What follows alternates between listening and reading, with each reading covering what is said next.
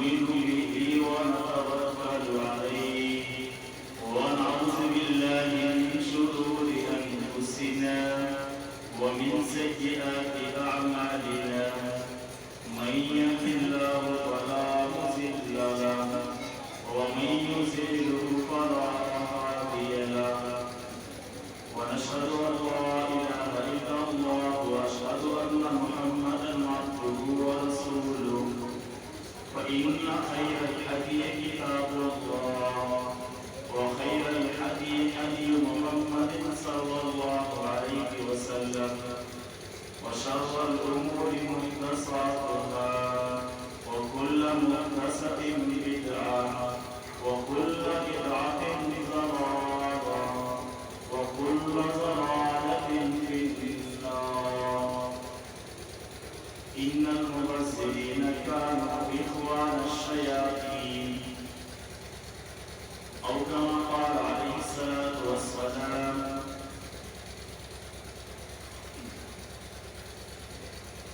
معزز سامعین کرام، حاضرین جمعہ، میری آپ کے سامنے خطبہ مسعودہ کے بعد ایک بہت چھوٹی قرآن کریم کی آیت تلاوت کی. قرآن کریم کی آیت کریمہ جو پڑھی ہے وہ تو چھوٹی ہے، لیکن یہ ہمیں کچھ سبق دے دے، یہ ہمیں کچھ نمنترن دے دے. اللہ تعالیٰ نے قرآن کریم کے اندر ارشاد فرمایا ان المبذرین کانوا اخوان الشیاطین، کہ فضول خرچی کرنے والے شیطان کے بھائی. آج ہمارے معاشرے کے اندر، ہماری سوسائٹی کے اندر، آج ہمارے گھروں کے اندر ایسے تمام فضول خرچیاں ہو رہی ہیں جن کو ہم گناہ بھی نہیں سمجھتے. ہمارے ذہنوں سے یہ بات مٹ چکی ہے کہ یہ چیز گناہ ہے یا نہیں ہے، بلکہ ہم اس کو ایک اس طریقے سے سوچ کر رہے ہیں کہ یہ تو ہم پر فرض ہے. آج ہم اس کو اپنی ذمہ داری سمجھ کر پورا کر رہے ہیں. وہ ہمارے معاشرے میں اور ہمارے گھروں کے اندر برائیاں جنم لے چکی ہیں، اور یہ جو برائیوں نے جنم لیا یہ اسلام کا مذہب، اسلام کا اس سے کوئی تعلق نہیں ہے، اس کا شریعت محمدیہ سے کوئی لین دین بھی نہیں. وہ چیزیں آج ہمارے معاشرے کے اندر پنپ رہی ہیں. اللہ تعالیٰ نے قرآن کریم کے اندر بجا طور پہ ارشاد فرمایا کہ ان المبذرین کانوا اخوان الشیاطین، اے ایمان والو تم فضول خرچی نہ کرو. کیوں؟ فضول خرچی کرنے والے شیطان کے بھائی، اور شیطان کے بھائی بنو گے تو اپنا ٹھکانہ جہنم میں بنا. یہاں تک کہ ہمیں کتابوں کے اندر اتنا ملتا ہے کہ اگر میرے کرتے کی آستین یہاں تک آتی ہے اور میں نے یہاں تک سلوا لی تو یہ بھی فضول خرچی میں شامل ہے. تو اس سے بچنے کو کہا گیا کہ اے ایمان والو تم فضول خرچی نہ کرو. فضول خرچی کرنے والے شیطان کے بھائی. آئیے میں آپ کو بتاؤں کہ جب دین کے کاموں میں بھی حد سے زیادہ اللہ کے راستے میں بھی دینے کی اجازت نہیں ہے تو ہمارے معاشرے میں جو برائی ہو رہی ہے اس پر بھی آؤ گا تو اس میں کہاں سے اجازت ملتی ہے. کہ ایک صحابی حضرت کعب بن مالک رضی اللہ تعالیٰ عنہ ایک جنگ کے اندر شریک نہیں ہو سکے. بہت لمبا چوڑا واقعہ ہے، پورا واقعہ نہیں سناؤں گا، کم از کم 1 گھنٹہ تو ان کا واقعہ بتانے میں لگ سکتا ہے.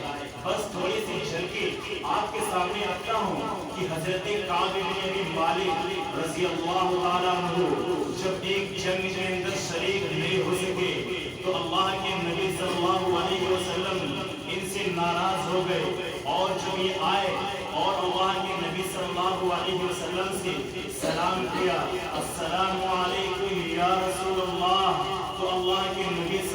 अलैहि वसल्लम अपना मुंह, अपना चेहरा दूसरी तरफ फेर लेते हैं। आपकी नाराजगी जता है। हजरत काब इब्न अबी मालिक जब दूसरी तरफ आते हैं और कहने लगे अस्सलामु अलैकुम या रसूल अल्लाह, तो अल्लाह के नबी सल्लल्लाहु अलैहि वसल्लम ने उस तरफ से भी अपना रुख अनवर फेर लिया। ये समझ गए, सहाबा से पूछा क्या बात है। कहने लगे कि तुम जंग के अंदर शरीक नहीं हुए, तो इसीलिए अल्लाह के नबी तुमसे नाराज हैं। अब ये इनके मुसीबतों के दिन और ज्यादा इन पर परेशानियां आने लगी कि अल्लाह का नबी, अल्लाह का प्यारा महबूब मुझसे नाराज है। इनके पछतावे का कोई शुमार नहीं बचा।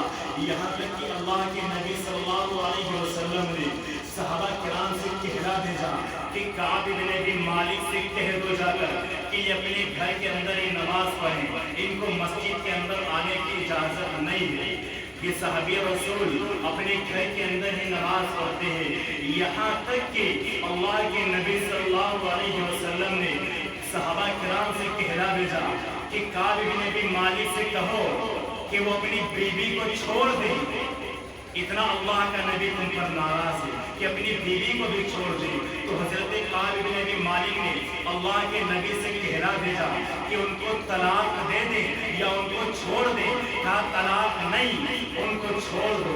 याद रखिए, तलाक अलग चीज है, छोड़ना अलग चीज है, ये हमें सोचना पड़ेगा। तो अल्लाह के नबी सल्लल्लाहु अलैहि वसल्लम ने कहा कि तुम अपनी बीवी को छोड़ दो। तो हजरत काब इब्न अबी मालिक अपनी बीवी को कुछ दिनों के लिए अपने मायके के अंदर भेज देते हैं।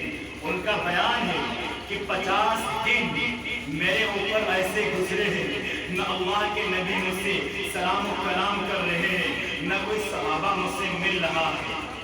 बहुत परेशान हैं, 50 दिन रो रो कर दुआ कर रहे हैं, अल्लाह से माफी मांग रहे हैं, लेकिन 49 दिन तक इनकी माफी तलाफी नहीं होती है। जब 50 दिन मुकम्मल हुए तो एक सहाबी दौड़ते हुए इनके पास आए और कहने लगे एक काब इब्न अबी मालिक, अल्लाह के नबी सल्लल्लाहु अलैहि वसल्लम ने फरमाया कि अब तुम मस्जिद आ सकते हो, अल्लाह ने तुम्हारी तौबा को कबूल कर लिया है, अल्लाह ने तुम्हें माफ फरमा दिया है, अब तुम मस्जिद में आ सकते हो। हजरत काब इब्न अबी मालिक रज़ी अल्लाह तआला अन्हु फरमाते हैं कि मुझ पर ऐसी खुशी हुई कि जिंदगी में मुझे कभी खुशी मयसर ही नहीं हुई। इतनी खुशी हजरत काब इब्न अबी मालिक को होती है और दौड़ते हुए अल्लाह के नबी सल्लल्लाहु अलैहि वसल्लम के पास आए और कहने लगे ऐ अल्लाह के नबी, ऐ अल्लाह के नबी, आज अल्लाह ने मेरी दुआ को 50 दिनों के बाद कबूल कर लिया है। ऐ अल्लाह के नबी, मेरे पास जितनी जमीन और जायदाद है, ऐ अल्लाह के नबी, मेरे पास जितना माल सेबल है, मेरे पास जितनी दौलत है, मैं सब की सब राहे खुदा में देना चाहता हूँ। तो अल्लाह के नबी सल्लल्लाहु अलैहि वसल्लम ने फरमाया ऐ काब, तुम ऐसा नहीं कर सकते हो, अपनी पूरी जमीन और जायदाद, अपनी सारी दौलत अल्लाह के रास्ते में नहीं लगा सकते हो। अगर तुम अल्लाह के रास्ते में खर्च कर दोगे, गरीब और मिस्कीनों में अपनी पूरी प्रॉपर्टी खर्च कर दोगे, तो कल तुम सड़क पर आ जाओगे और खुद भीख मांगने लगोगे। ऐसा करो, तुम पूरा राह खुदा में नहीं खर्च कर सकते, लेकिन कुछ राह खुदा में खर्च कर दो, कुछ अपने लिए और अपने बीवी बच्चों के लिए बचाओ। दीन के कामों में भी फजूल खर्चे की गुंजाइश नहीं। खुशी के मारे पूरी जमीन और जायदाद अल्लाह के रास्ते में दे रहे हैं, लेकिन अल्लाह के नबी कह रहे हैं कि नहीं नहीं, तुम पूरी अपनी प्रॉपर्टी अल्लाह के रास्ते में नहीं दे सकते हो। गौर करो, कुछ को शर्म करो, कुछ को हया करो। आज हम मोहम्मद रसूलुल्लाह के उम्मती है, आज हम मोहम्मद रसूलुल्लाह के उम्मती है, कलमा हमने मोहम्मद रसूलुल्लाह का पढ़ा है, आज हमसे कितनी फजूल खर्ची हो रही है। आइए मैं आपको बताता चलूं, एक और सहाबी रसूल है हजरत साद बिन अबी वक्कास।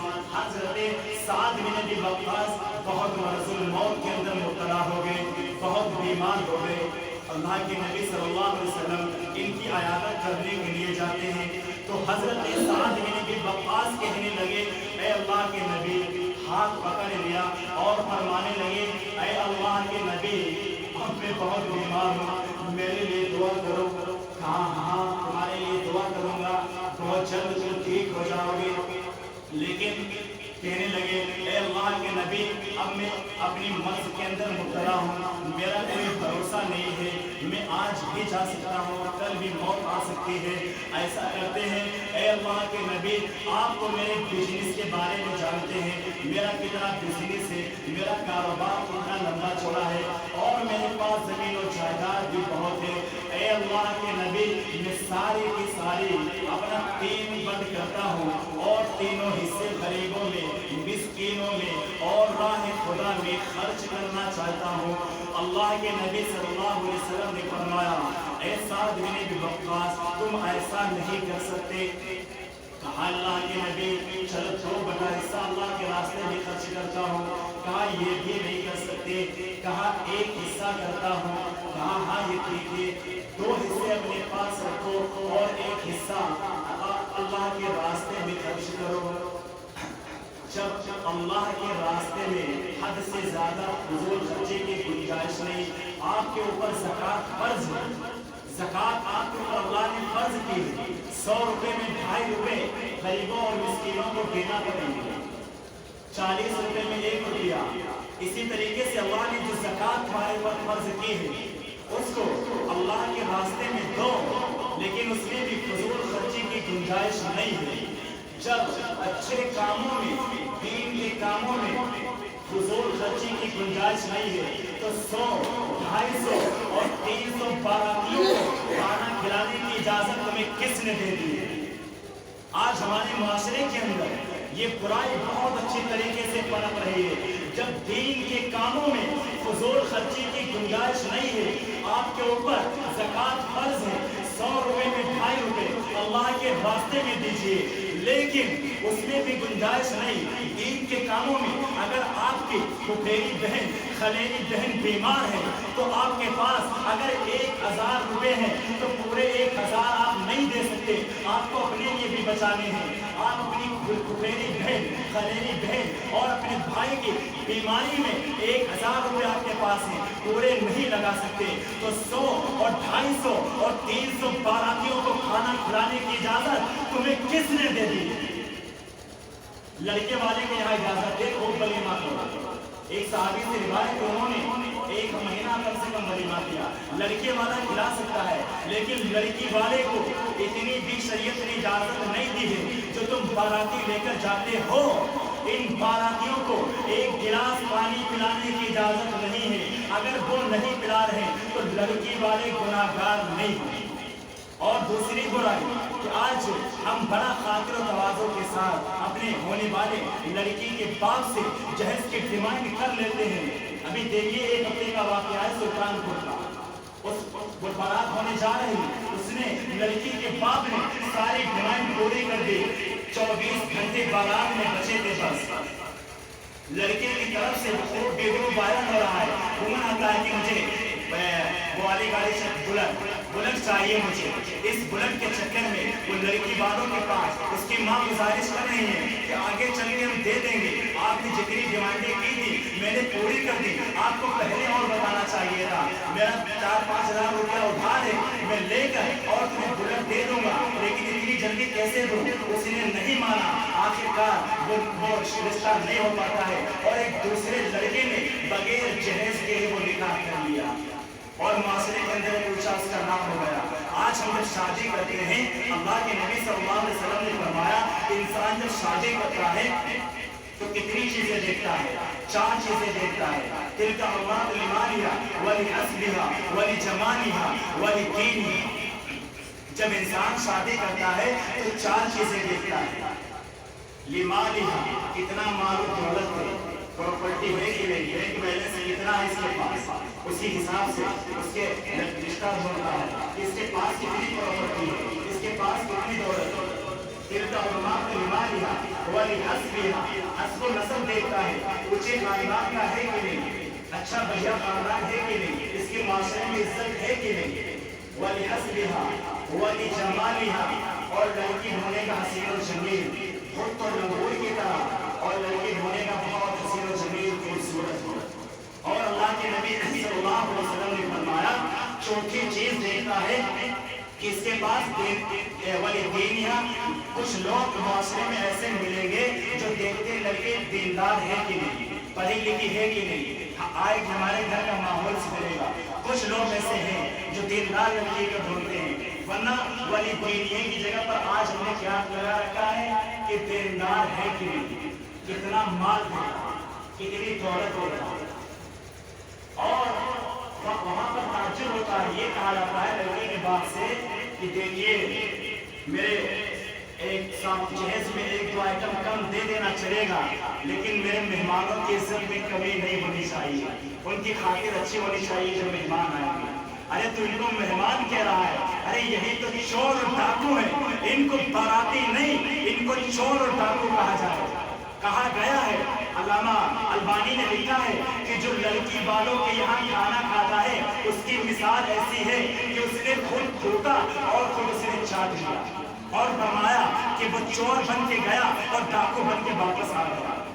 جو لڑکی والوں کے یہاں کھانا کھاتے ہیں, لڑکے والوں کے یہاں خوب اجازت ہے, ایک مہینہ صابیوں نے کیا اپنے گھر ولیمہ, لیکن لڑکی والوں کے اوپر آج کتنی ایسی قوم کی بچیاں ہیں جو جہیز کے خاطر ہمارے معاشرے کے اندر بیٹھی ہوئی ہیں. اسی جہیز کی لعنت کی وجہ سے وہ غلط کوٹوں کے اوپر بیٹھ گئی ہے, ان کے باپ کے پاس دینے کے لیے نہیں تھا. اور آج انٹرنیشنل بھکاریوں کی مانگیں اور بڑھتی جا رہی ہے.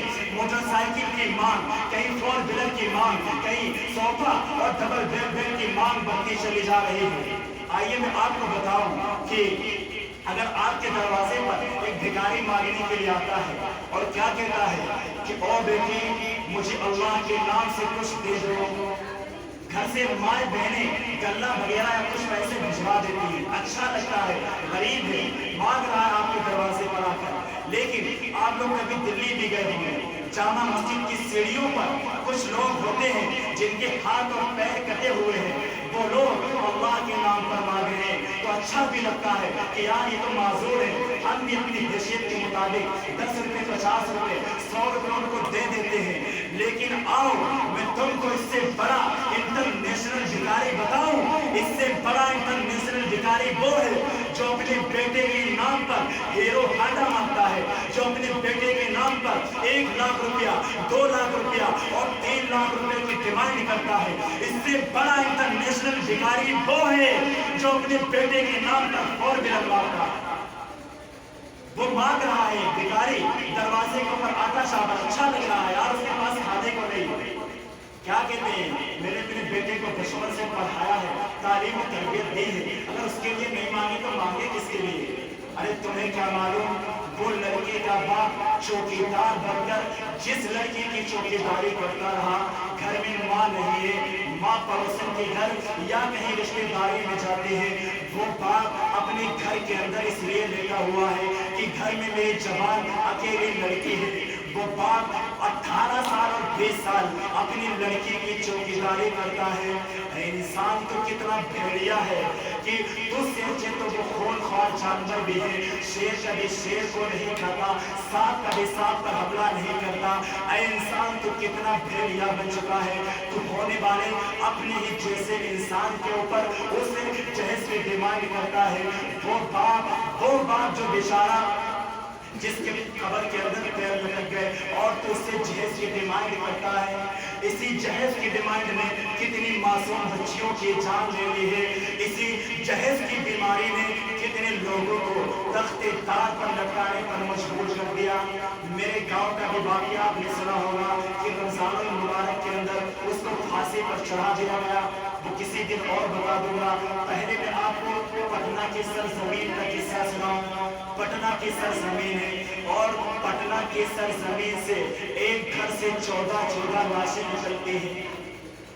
اور وہ لوگ اس کو غور سے سنیں جو اپنے بیٹوں کے نام پر جہیز مانگتے ہیں, وہ بھی اس گناہ کے اندر شریک ہوں گے. پٹنہ کی سرزمین ہے, ایک گھر سے 14 لاشیں گزرتی ہیں. واقعہ یہ ہوا, غریب باپ تھا اور اس کی 14 لوگ کو فیملی میں رہا کرتے تھے. جوان لڑکیاں بھی تھی, لڑکیے کا رشتہ آتا لیکن ساتھ میں جہیز کی ایک لسٹ بھی آ جایا کرتے کہ مجھے جہیز کے اندر یہ چاہیے. غریب باپ کا ان کی ڈیمانڈ کو پورا نہیں کر پا رہا, یہ رشتہ کینسل ہو جاتا.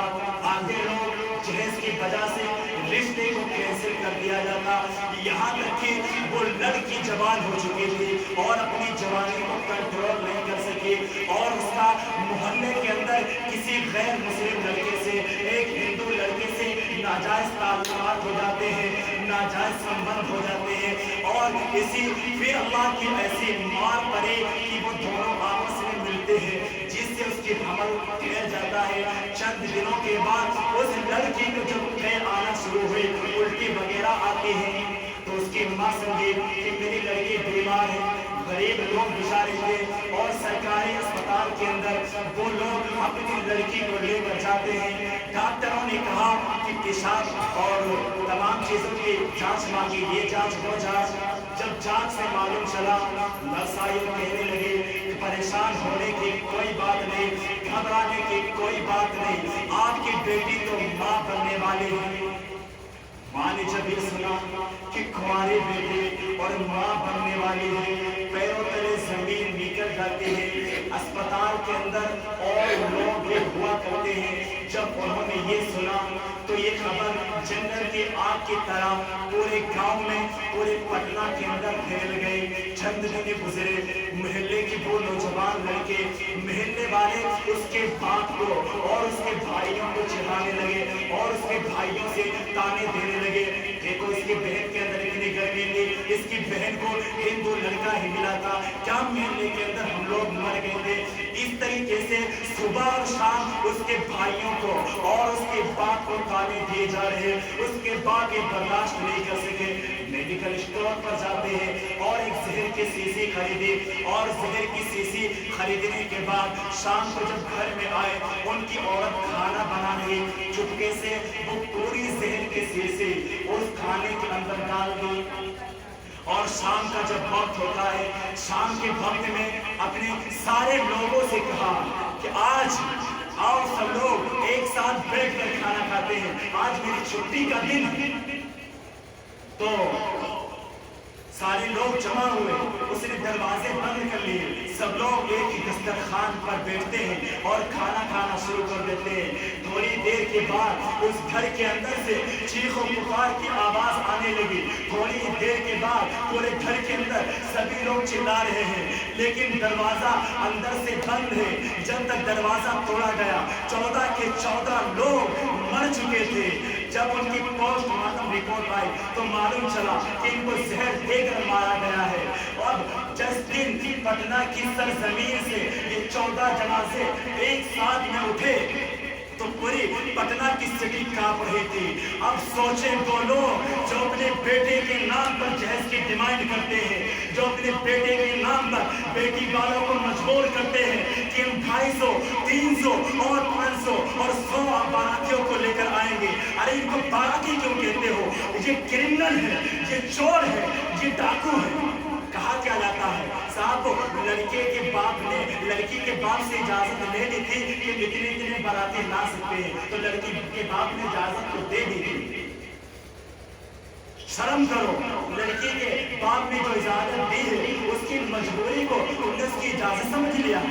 لڑکی کا باپ جانتا ہے اگر میں اس کو 400, 300 ڈاکوؤں اور چوروں کو لانے کے لیے نہیں کہوں گا تو میری بیٹی کے ہاتھ پیلے نہیں ہو سکتے ہیں. اسی لیے وہ بیچارہ اجازت دے دیتا ہے, مجبوری میں اجازت دیتا ہے. یاد رکھیے, آج لوگ یہ غلط فہمی, غلط خبر پھیلائے ہوئے ہیں کہ اللہ کے نبی صلی اللہ علیہ وسلم نے تو حضرت فاطمہ کو جہیز دیا تھا, اور اللہ کے نبی نے وہ 2 مشکیزیں اور 2 چکیاں وغیرہ دی تھی. تو اللہ کے نبی جب حضرت فاطمہ کو دے سکتے ہیں تو کیا ہم ان کو امتی ہم نہیں دے سکتے ہیں؟ یہ غلط الزام ہے. اللہ کے نبی نے کسی کو جہیز نہیں دیا. معاذ اللہ, آپ کا انسان کا مٹن کرنے والے ہیں, آپ کو انسان کا مٹن نہیں کر سکتے. آپ کی 3 اور بیٹیاں تھیں, آپ نے ان کو جہیز نہیں دیا. یہ حضرت علی رضی اللہ تعالیٰ عنہ کے زرہ کو بچھوا کر اور انہیں کے پیسوں سے حضرت علی کو کچھ سامان کی چیزیں دی تھی. تو مہر معلوم چلا کہ مہر ضروری ہے, مہر جہنا कि दुआ कर दीजिए हमारी जवान लड़की है किसी तरीके से निकल जाए। इसी तरीके से एक सऊदी की जमात आई हुई तो हिंदुस्तान में, तो जमात आई, किसी साहब ने उनको पर्ची दी, दुआ कर दीजिए हमारी जवान लड़कियां हैं और किसी तरीके से उनका रिश्ता आ जाए घराने से। तो वो लोग ताज्जुब करने लगे सऊदिया वाले और अफसोस करने लगे कि लड़की के लिए दुआ करा रहे हो, क्या बात है? कहा लड़की के लिए? कहा हाँ हमारे यहाँ यही चल रहा है, रिश्ते कहाँ जल्दी आ रहे हैं? कहा हमारे यहाँ तो लड़के ढूंढे जाते हैं, आपके यहाँ लड़कियाँ जो है तादाद ज्यादा है। कहा तादाद नहीं, इतनी भीख मांगी जाती है ऐसे इंटरनेशनल भिखारी। तो सऊदी वाले जो है वो उसको फख्र की नजर से देखने लगे। ये बुराई सिर्फ पाकिस्तान और हिंदुस्तान में है, इसके अलावा बंदे सगीर का कहीं चले जाए कहीं भी नहीं ये बुराई है। जो कुछ देना है लड़के वाला उस लड़की को महल में लिखाए, लेकिन ये लड़की वालों के ऊपर कोई जिम्मेदारी नहीं है, कोई जर्रा बराबर की जिम्मेदारी नहीं है कि वो आपको एक गिलास पानी भी पिला दे। इतनी इजाजत शरीयत ने आपको नहीं दी है। शादी का तरीका अल्लामा इमाम अहमद इब्न हंबल ने लिखा है, वो इंशाअल्लाह गुज़िश्ता जुमे को बताऊंगा कि किस तरीके से शादी करनी चाहिए और कितने लोग जाने चाहिए। निकाह के अंदर ज्यादा से ज्यादा बस 5 लोग चले जाए, इतनी इजाजत दी गई है कि 5 लोग मस्जिद के अंदर जाए और मस्जिद में जाने के बाद वहीं निकाह पढ़ा दिया जाए। लड़के वाला जो कोई चीज मीठी चीज तकसीम कर दे लोगों को, बस लड़की वाले को वहाँ पर भी इजाजत नहीं कि आपको लोटे में भर के पानी पिला दे। लड़का जाए कर लिया, बस ये लड़के वाले कहा। बाकी 250 और 300 चोरों और डाकुओं को खाना खिलाने की शरीयत के अंदर कतई इजाजत नहीं है। तो हम और आपको चाहिए कि इस बुराई को दूर करने की कोशिश करें, हम अपने घरों से इस बुराई को निकालें, अहद कर लें। हमें अपने बेटों के नाम पर न बारात ले जानी है, न इस तरीके से कोई जहेज की डिमांड करनी है। अगर वो दे भी रहे हैं तो नहीं देंगे, उनको मना कर देंगे। बस हमें सुन्नत के मुताबिक निकाह करना है। इस तरीके से अगर हम करेंगे तो अल्लाह ताला हमें दुनिया और आखिरत दोनों जगह कामयाबी अता फरमाएंगे। वरना याद रखिए अगर हम अपने पेटों के नाम से मांगेंगे तो जो लड़कियां आज चपलों पर और गलत कोटे पर बैठ रही हैं, जो जहर खा रही हैं, अभी एक लड़की और मरी थी जिसका वीडियो खूब वायरल हुआ, फिर सुनाएंगे उसका वाकया। तो इन सब के गुनाहों के अंदर हम भी शरीक किए जाएंगे, हमें भी इस गुनाह में मरूज किया जाएगा। अगर हम ऐसा करेंगे, ये अहद कर ले अल्लाह ने जो हमें दिया है यही काफी है, ना हम बारात लेकर जाएंगे और ना अपने बेटों के नाम पर जहेज लेंगे। अगर ये इरादा करके उठे तो अल्लाह ताला हमें और आपको दोनों जहां में कामयाबी देगा।